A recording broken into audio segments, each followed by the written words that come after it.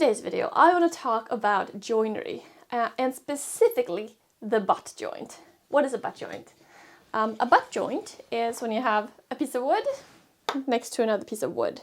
Not really sure you can even call it joinery because the wood doesn't really intertwine at all. It's just one piece connected to another piece. Piece of end grain connected to a piece of side grain. Not very strong, you'd think, right? And while that's true, it depends on the application, right? For some things it's absolutely fine, and for some things it might not be ideal. But what are the different ways to create a butt joint? Let's do 5 different ways to make a butt joint. And how do you actually use those in a real sense? My name is Linn, and this is the Darbin Orvar channel. Let's get started. So first of all, let's say we just want to attach this piece to this piece with some nails. Now the very first thing to think about is how do you secure your work properly so it's nice and stable? Well, if you have a vise, great. Put your wood in the vise, and if it's connected to a bench, you have a built-in little system right there. That's a perfect height. Okay. So how long should the nails be? Well, in general, it's a good idea to pick nails that are about twice the length of the thickness of your wood. I really like to pre-drill ahead of time because it solves any splitting issues. Just a little bit into the other piece as well. And you can feel when you get into the second piece of wood.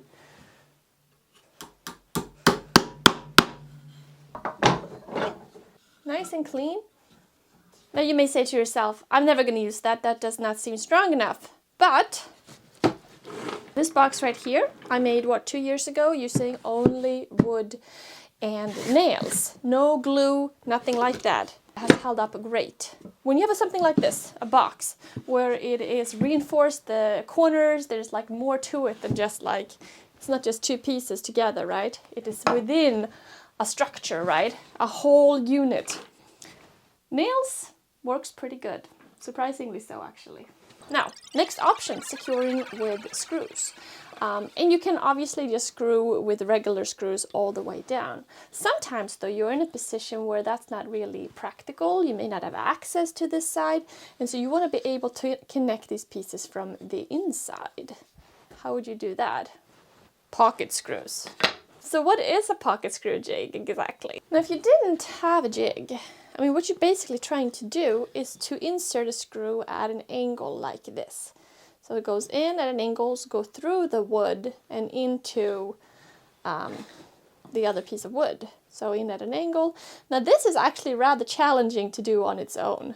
If you put this in a vise and you try to drill holes at an angle and screw it down, it's hard to do, and especially repetitively.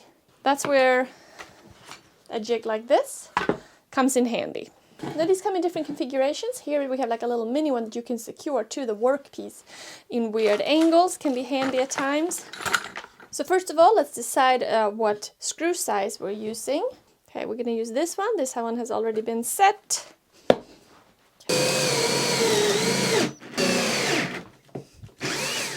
We have a hole drilled from an angle, coming in here and coming out on the other side here.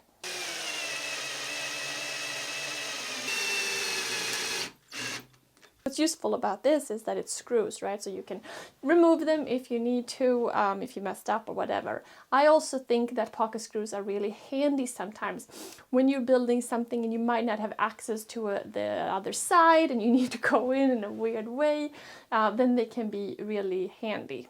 Of course, a lot of people use pocket screws for everything and anything, which is cool too. You can do a lot of cool stuff with it. Since we're talking about basic joinery, right? Another favorite of mine that I think comes really handy, especially when you're doing plywood carcasses and you want to hold it together without, spending too much time on the joint. And that is using your compressor. I happen to have a staple gun here. If you have a nail gun or a pin nailer, even better. What I really like, this is perfect if you have large sheets of plywood that you're trying to connect together and you're using glue. Glue is exceptionally strong, and basically you want a way for the wood to be held in place while the glue dries. Then you also want it to be constructed in a sense where there's support all around. It's like a box or a carcass or something, right? It's not just one piece next to another piece.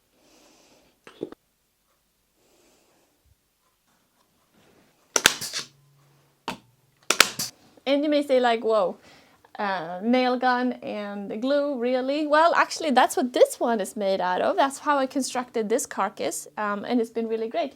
Now, the thing is, this is a great technique to assemble something rather fast. Then you can always go back after the fact and put in some screws in some places if you want to ensure that it's like has a little bit more support. But initially, to assemble something, especially plywood, this works really good. So next joint, I would almost call a bit of a trick joint because it's using screws and plugs.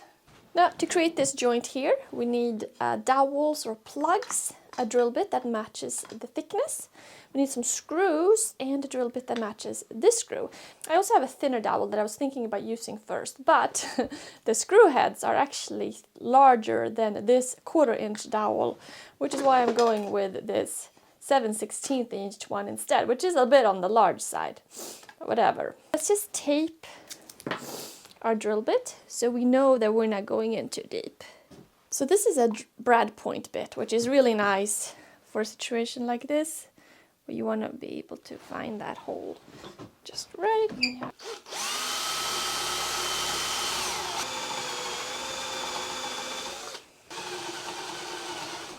Now you want to make sure you drill the large hole first, because if you start with a small hole, then it won't have anything to grip onto. So you can go all the way through.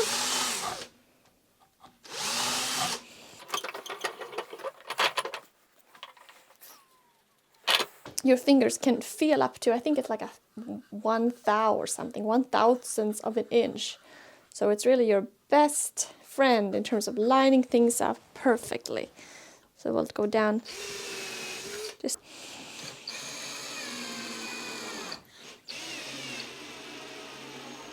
now we have what doesn't look exceptionally pretty, right? Because there's holes and there's screws. But the idea now is to cover these holes with some plugs. The only thing is, once you do that, you won't be able to take it apart anymore, right? And that's it.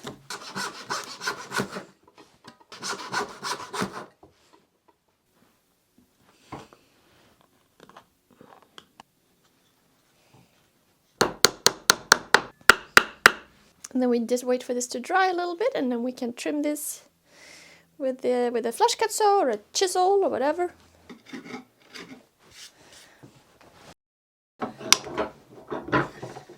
I do think this joint is kind of fun, precisely because it is a little sneaky and you get that nice detail. And if somebody looks at this project that you're working on, they won't know that there's metal in there. For example, this Japanese style toolbox I made a while ago has quite a few plugs. And you may look at this and even think, did you even need to use that many plugs? No, not really. But I kind of like the decorative detail of the plugs. Plus, I stained this one, gray color, the pine, and then I thought the end grain of the plugs added a nice kind of contrast. So I thought it looked rather nice. So I added plugs everywhere. Like on these pieces, of course, you open it by going here. Oh, what do we have there? Lego. So far, I've been primarily using metal to connect two pieces of wood together, right? Nails, screws, that kind of idea. However, you obviously can also use wood. So what does that mean? Dowels, right? Or, even biscuits or something like that if you have a biscuit machine. I think dowels are really cool though, because you can get a dowel jig pretty cheap.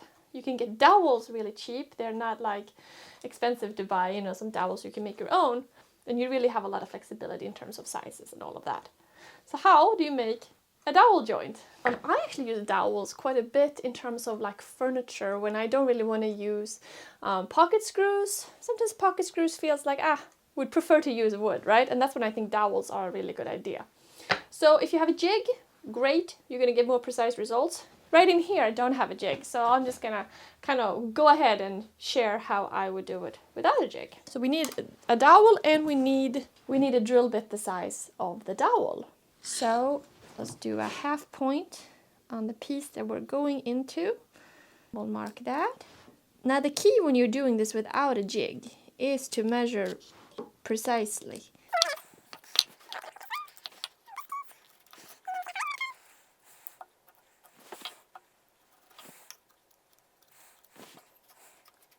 So now we have our positioning marked out on both sides. So this is going to go like this. So now we need to drill some holes. We don't want to obviously go all the way through. So at the same time point here, we can also mark out how long of a dowel we need based on this.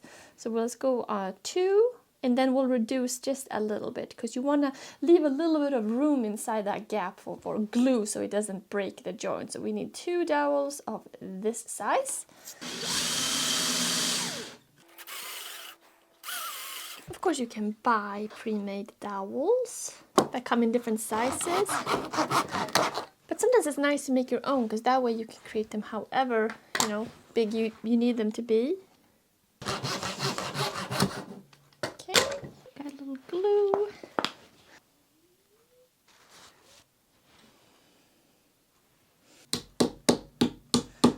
Now we can put this on.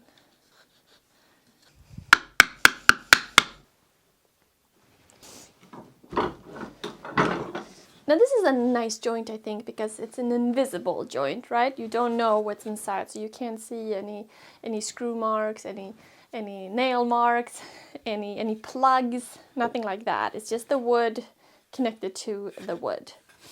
Of course, it's not super strong. It's all related to the strength of that wood, right? If you're using really wimpy wood like this, not that strong, really. Of course, you can use stronger dowels. You can use oak dowels or something like that. But it's substantially stronger than just glue, right? It's like an additional fastening point. So what kind of butt joint do you prefer here? We have just regular nails. We have glues and a nail gun. We have screws and a plug. We have pocket holes. And we have dowels. Of course, there are even more options, but I think that in many ways then you move into more substantial joinery territory if you are creating like floating tenons and things like that inside.